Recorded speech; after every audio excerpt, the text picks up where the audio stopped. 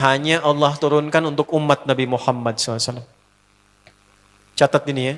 Dan saya belum pernah bagi dimanapun yang ini, yang versi lengkapnya. Kalau bisa dilakukan, bukan hanya dosa digugurkan, tapi setiap hurufnya mempercepat terkabulnya doa kita di hadapan Allah Subhanahu wa taala. Ya. Ada 2 surah di dalam Al-Qur'an yang bila 2 surah ini dibacakan, itu setiap hurufnya dihitung bisa berpotensi menggugurkan dosa sekaligus mengabulkan doa-doa yang dimintakan. Sepanjang doa itu baik untuk urusan dunia akhirat kita. Kalau salah satu kurang baik diperbaiki oleh Allah.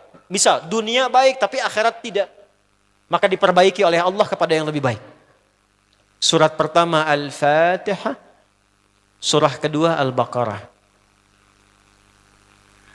Ya. Sebelum doa baca tuh Al-Fatihah sama Al-Baqarah. Tapi Al-Baqarahnya tidak dari ayat yang pertama. Kepanjangan.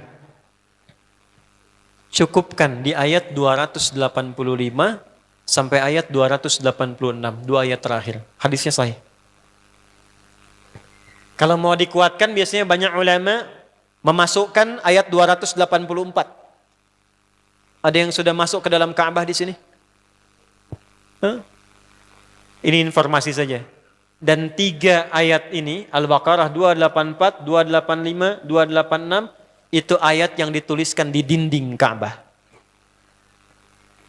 Itu yang saat berhala dikeluarkan, gambar-gambar dihapus, itu ya, syair-syair diganti dengan ayat Quran sehingga jadi kain kiswah Ka'bah di luar. Itu ada sejarahnya. Yang di dalam pun dihiasi dengan hiasan ayat Al-Quran. Di antara yang dituliskan itu Al-Baqarah ayat 284, 285, 286. Intinya di 285 dan 286-nya. Tadi rakaat pertama yang saya bacakan dalam salat Isya. Hadisnya sahih. Itu spesial malaikat Jibril turun kepada Nabi Muhammad SAW mengabarkan kabar gembira siapa yang membiasakan membaca Al-Fatihah. Ya, kemudian 2 ayat terakhir di Al-Baqarah dari amanar rasulu sampai fansurna 'alal qaumil kafirin, tidaklah dia membacakan itu kecuali setiap hurufnya dijaminkan mengabulkan doa-doa yang dia mohonkan sepanjang benar doanya dan tidak diselimuti maksiat. Ini maaf ya. Ini saya minta maaf dulu nih. Kalaupun Anda benar doanya khusyuk sampai nangis, tapi ada selimut maksiat dalam permohonan doa itu pengabulannya mental lagi.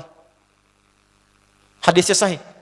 Thumma dzakara rajula yutilu as-safara ash'atha aghbara yamuddu yadayhi ila as-sama' fayaqulu ya rabb faqala Rasulullah sallallahu alaihi wasallam anna yustajabu lidzalik famat'amuhu haram mashrabuhu haram malbasuhu haram wa ghudhiya biharamin fa anna yustajabu lidzalik. Rawahu Muslim. Nabi mengisahkan seorang lelaki menempuh perjalanan jauh. Awas, menempuh perjalanan panjang untuk ketaatan itu mempercepat doa dikabulkan 2 kali lipat dibanding orang biasa. Makanya kalau ada orang mau ke Mekah umrah, mau haji, titip doa. Ada yang mau beasiswa ke Madinah, ke Mekah, ke Al-Azhar, ke Mesir, titip doa. Saya biasanya kalau mau berangkat umrah, Ustaz titip doa, ayo tulis banyak tuh. Enggak saya baca. Saya simpen aja, ntar dekat Ka'bah, ya Allah engkau maha mengetahui. Ya, mohon kabulkan semua doa-doa ya dari teman-teman jamaah yang dititipkan dalam kertas yang telah mereka tuliskan itu. Simple Pak, daripada capek kita bacakan satu-satu. Dan alhamdulillah biasanya ya insya Allah terkabul. Insya Allah. Itu perjalanan jauh. Nah orang ini menempuh perjalanan untuk sekedar berdoa. Safar. Ya, safar yang baik. Kemudian yang kedua, yamuddu yadaihi ilas sama, dia mengangkat tangannya ke langit. Ini saya tidak bermaksud mengajarkan ya, cuma menunjukkan prakteknya begini nih. Ada yang bisa bantu saya enggak, 1 orang maju? Cepat. Yang depan aja, depan. Jazakallah khair. Mohon pegangkan mic sebentar. Terima kasih ya. Lihat sini. Gini. Nah, jazakallah.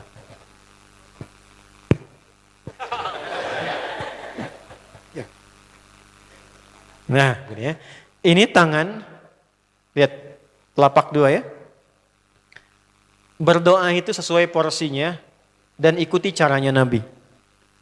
Kalau doanya formal dalam sholat dan diikat dengan gerakan, jangan kreatif. Ikuti seperti Nabi yang contohkan. Misal dalam sholat, shollu kama ra'aitumuni usolli. Sholatlah seperti kalian melihat aku sholat. Nanti ada 3 posisi atau sampai 4 posisi dalam sholat yang mempercepat terkabulnya doa. Posisi puncaknya sujud. Hadisnya sahih, inna ma aqrabal abdi min rabbihi wa huwa sajidun fa aktsirud doa. Keadaan terdekat antara hamba dengan Rabbnya adalah saat sujud. Maka perbanyak doa saat sujud. Tangannya posisi sujud begini, menempel. Jadi nggak usah begini. Oke, begini. Nah ini di luar sholat. Di luar sholat, kalau berdoa tangan begini. Lihat baik-baik ya. Ini kitabnya agak banyak, bahasanya panjang. Saya berikan yang simpelnya saja ya. Baik. Ini kan teman-teman telapak yang kanan, yang kiri ya. Padu kan begini. Ya. Lalu setiap Anda kan pasti punya garis yang kanan dengan garis yang kiri. Ada kan? Itu membentuk keseimbangan. Oh, ini bukan ilmu otak-atik ya. Ini ada sanadnya nih. Pertemukan 2 garis itu sehingga seimbang tangan ini. Tuh. Ini masalah sederhana tapi poinnya penting sekali. Sudah? Cara yang pertama begini. Ini di luar sholat dan bukan dalam posisi saat istisqa, saat minta hujan. Begini, sudah pertemukan. Lalu letakkan sejajar dengan dada di sini. Ya. Jadi kalau dada itu, ini posisinya, ini nahar di sini. Ini ada rongga dari bagian atas dengan perut, ada rongga kosong. Nah ini yang disebut dengan sodrun di sini. Ya, kalau kita meletakkan telapak tangan saat sholat begini, letaknya di sini. Yang ini perut, yang ini nahar. Doa itu di sini. Jelas? Semakin kita memohon dengan lebih sangat, naikkan sedikit begini. Sudah? Kalau istisqa, minta hujan, agak lebih tinggi ke atas. Nah ini cara mengangkat yang standar di sini. Untuk memohon. Jelas? Oke. Jazakallah khair. Nah ini, orang ini, dia mengangkat tangannya. Jadi, melakukan perjalanan jauh, mengangkat tangannya, ya muddu yadaihi ilas sama. Orang yang berdoa dengan mengangkat tangan, itu dijawab doanya oleh Allah lewat keterangan Nabi SAW, itu bisa kama qala 2 kali lebih cepat dibandingkan dengan orang yang tidak mengangkat tangan saat berdoa. Jadi Anda cuma sekedar doa dengan mengangkat begini, itu lebih cepat potensi dijawabnya dengan mengangkat doa. Ada seorang bertanya pada Nabi SAW, hadis sahih, ya Rasulullah, bagaimana pendapatmu dengan seseorang yang meminta kepada Allah dengan mengangkat tangan, atau kama qala. Lalu Nabi mengonfirmasi, bertanya balik, bagaimana kalau ada seseorang memohon kepada Anda dengan mengangkat tangannya? Pak, tolong Pak, tolong Pak, tolong, gitu kan?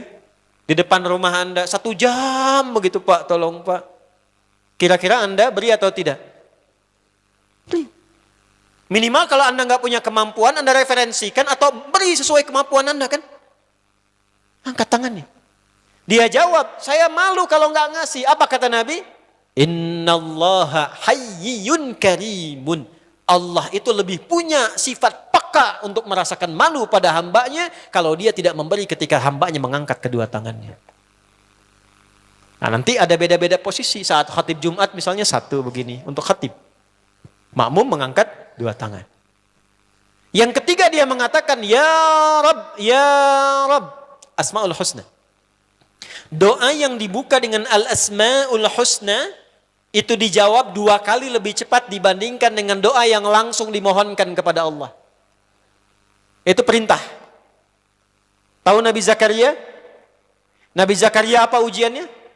Diuji oleh Allah, hidup demikian lama sampai rambut memutih, fisiknya letih, istrinya divonis secara medis, maaf, monofos dan mandul. Kata medis gak mungkin punya keturunan.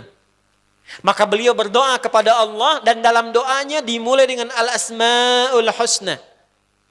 Sebelum sampai ke doa itu di Ali Imran ayat 38 sampai 39, buka dulu Quran surah 17 Al-Isra ayat 110. Ini perintah langsung dari Allah. Qulidullah awidur rahman ayyamma tad'u falahul asma'ul husna. Quran surah ke-7 ayat 180. Walillahil asmaul husna fad'uuhu biha. Fad'u biha. Qul Allah, kalau engkau punya masalah hambaku, dan tidak ada di dunia ini yang tidak punya masalah. Quran surah kedua ayat 155. Wala nabluwannakum bisyai'. Setiap yang hidup itu, aku pasti akan uji dengan masalah. Itu kata Allah. Jangan disimpan sampai di situ, teruskan. Bukan untuk membebani hambaku dengan masalah, tapi untuk menaikkan kualitas hidupnya sehingga menjadi lebih baik. Jadi ketika Allah titipkan masalah itu, bukan ingin membuat kita bermasalah. Tapi dengan masalah itu kita diuji supaya kualitas hidup kita menjadi lebih baik. Ini Anda yang kuliah di UPI di sini, ada ujian nggak? Ada. Untuk apa ujian itu diadakan? Supaya bisa melihat kualitas peningkatan ilmu Anda dari masuk sampai naik tingkat. Kalau nggak ada ujian, nggak kelihatan kualitasnya bertambah. Logikanya begitu. Dan tidak mungkin Allah menguji seorang hamba di luar batas kemampuannya. La yukallifullahu nafsan illa. Jadi nggak ada orang yang hidup yang tidak punya masalah. Karena rumusnya mengatakan hidup berbanding lurus dengan masalah. Yang hidup pasti punya masalah. Yang tidak ingin punya masalah, tidak ingin hidup. Karena orang yang tidak hidup, yang hilang masalahnya, selesai hidupnya. Baik. Siapa yang tidak ingin punya masalah? Angkat tangan. Baik. Siapa yang ingin punya masalah? Alhamdulillah. Baik. Yang lain wallahu a'lam. Nah, kulit Allah kalau sedang diuji masalah, kan yang ngasih siapa? Yang nitipkan siapa? Yang punya solusinya siapa? Kalau Anda tahu yang punya solusinya Allah, kenapa curhatnya bukan kepada Allah? Kan sudah dicontohkan di Quran, kalau punya masalah curhatin ke Allah. Quran surah 12 ayat 86, sejak era Nabi Yakub, masalah di rumah tangga, anak bermasalah curhatnya pada siapa? Allah. Innama ashku bathi wa huzni ilallah. Aku tuh kalau punya masalah, sesedih apapun, curhatnya Allah. Bentangkan sajadahmu, curhatkan dalam sujudmu, tingkatkan takwamu. Wa may yattaqillaha yaj'al lahu makhraja. Quran surah 65 di akhir ayat yang kedua. Bentangkan sajadahmu, curhatkan, habiskan dalam sujudmu, keluarkan tangismu. Sehingga bebannya jadi ringan. Walaupun solusi belum datang, hatinya sudah tenang. Yang diperintahkan panjangkan sajadahmu, bukan panjangkan statusmu. Kita sudah tahu ayatnya, paham ketentuannya, tapi kenapa prakteknya ditumpahkan di Instagram, di Facebook, bikin vlog di YouTube, hanya untuk curhat saja. Dan ironinya dalam hal yang demikian tahu yang menyelesaikan Allah. Sekarang tambah bonus, aminkan ya. Yang mengaminkan doa ini mudah-mudahan dihilangkan masalahnya. Puguma mana nanti bermasalah kayaknya di dia. Itu gimana? Kumaha tuh ya teh? Paham? Curhatkan sama Allah. Nah bagaimana mintanya? Sebut namanya ya Allah. Awidur Rahman. Kalau kita ingin minta lebih cepat, minta dengan kelembutan Ar-Rahman. Rahman itu bisa disebut namanya ya Rahman, bisa cari cara mintanya yang paling lembut, yang menyentuh. Allah senang dengan kalimat yang menyentuh. Misal ya. Kembali ke Nabi Zakaria tadi. Quran surah 3 ayat 38. Hunalika da'a Zakaria rabbah qala rabbi habli min ladunka dzurriyyatan thayyibah innaka sami'ud du'a. Ya Allah, hamba-hambamu itu telah menghukumi aku dan istriku tak akan mungkin punya keturunan. Sedangkan engkau yang maha pemberi tanpa punya batasan. Mereka mengatakan istriku punya keterbatasan. Maka aku memohon kepadamu yang pemberianmu tak ada batasan. Mohon ya Allah anugerahkan keturunan dari sisimu saja ketika mereka mengatakan tidak mungkin itu punya. Sungguh engkau yang maha mendengar doaku ya Allah. Perhatikan, kalau kepada yang maha mendengar saja tidak terkabulkan, mohon tunjukkan kepadaku saat ini dengan cara apa lagi dan kepada siapa lagi aku mesti memohon. Itu dalam banget. Ya Allah, Engkau perintahkan aku berikhtiar mencari kerja, aku lakukan. Engkau perintahkan mengeluarkan keringatku dengan cara yang halal, aku kerjakan ya Allah. Engkau perintahkan aku jauhi yang Engkau larang, aku lakukan ya Allah. Sekarang aku telah berikhtiar dari sejak keluar, aku telah menunaikan sholat subuh seperti yang Engkau maha mengetahuinya. Dan menjelang malam aku mengadukan bahkan di rumahmu ya Allah hanya untuk sesuap nasi bagi istri dan anakku dari yang halal itu. Aku telah melakukan apa yang Engkau perintahkan, aku hanya memohon apa yang telah Engkau janjikan. Kalau dengan semua ikhtiar yang aku kerjakan sampai detik aku bersujud di hadapanmu di rumahmu ini belum Kau kabulkan, mohon tunjukkan kepadaku di malam ini ya Allah, dengan cara apa lagi mesti aku memohon kepadamu. Minta. Pernah enggak begitu mintanya? Itu Rahman.